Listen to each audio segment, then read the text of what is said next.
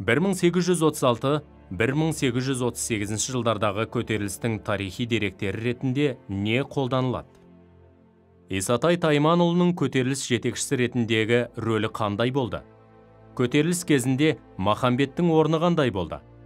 Исатай мен Махамбеттің армандары орындалды ма?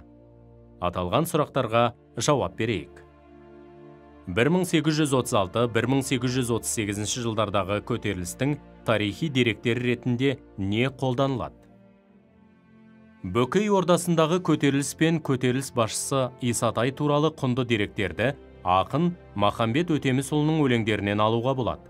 Мысалы, ақын Исатай басшы мен қосшы өлеңінде Исатайдың сол күнде ақтабан аты астында, дуылғасы басында, зығырданы қайнайды, астына мінген ақтабан ақ бөкендей ойнайды. Қасына ерген көп әскер маңыраған қойдай шулайды. Артымыздан келіп қол жетті, аз жетпеді, мол жетті деп соғыстағы жағдайдан хабар береді. Қазақтардың дәстүрлі қоғамында достыққа ерекше көңіл бөлінеді. Достық пен сертке беріктік нар тұлғалы жау жүрек батырларға тән қасиет. Махамбет басынан аяғына дейін қасында жүрген, жауымен жауласып, дауымен дауласып, өлімге басын қиған Исатайдың қанды көйлек жолдасы. Бастарын өлімге тігіп, соғысқа бірге аттанған сарбаздардың достығы бұрын соңды болмаған достық еді. Оларды достыққа бастаған Қарақазан Сарбаланың қамы болатын. Тарихшы ғалым Манаш Қозыбаев Исатай Тайманұлы осы көтерілістің сардары, көсемі, ал Махамбет көтеріліс рухын көтерген батыр жырау, көтеріліс жыршысы болды деп жазды. Исатай Тайманұлының көтеріліс жетекшісі ретіндегі рөлі қандай болды? Халық көтерілісінің саяси көсемі, қайсар қолбасшысы, халық батыры Исатай Тайманұлы ел ісіне ерте араласты. Ол ерлерді бастаушы, халық үшін жанын қиған батыр, әрі соғыстағы ерліктің, жүректілік пен өрліктің символы болды. Махамбеттің Исатай деген ағам бар, мұнар күн, Тайманның ұлы Исатай, мінкен ер, тарланым, Исатайдың сөзі, мінгені Исатайдың ақтабанай және тағы басқа өлеңдерінде тұтастай ел бастаған ер бейнесі сомдалады. Исатай бастаған көтерілісте Махамбеттің рөлі қандай болды? Махамбет батыр, ақын әрі күйші болған.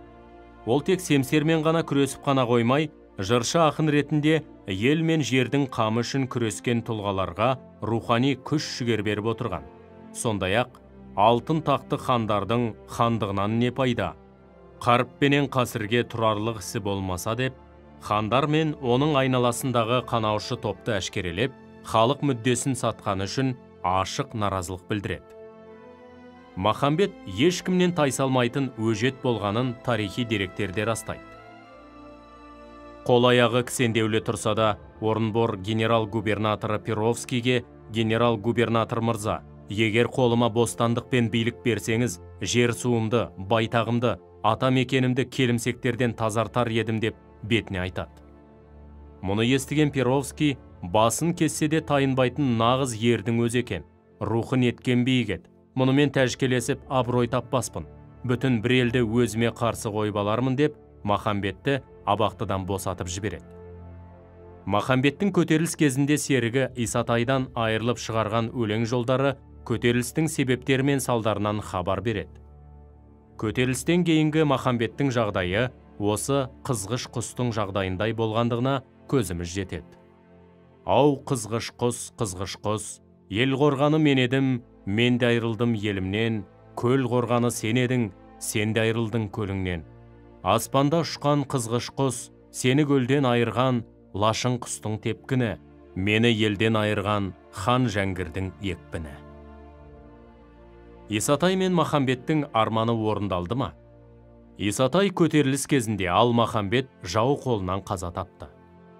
Елі мен жері үшін күрескен қос батырдың бірі соғыс даласында, екіншісі жандайшаптардың қолынан қаза тапқанымен, олардың ел үшін төккен қаны текке кетпеді. Қазіргі таңда тәуелсіз, егеменді елде өмір сүріп жатқанымыз сол батырларымыздың ерлігінің арқасы. Сондықтан батыр бабаларымыздың қанымен келген тәуелсіздікті көзіміздің қарашығындай қорғау біз бен сіздің қасиетті парызымыз.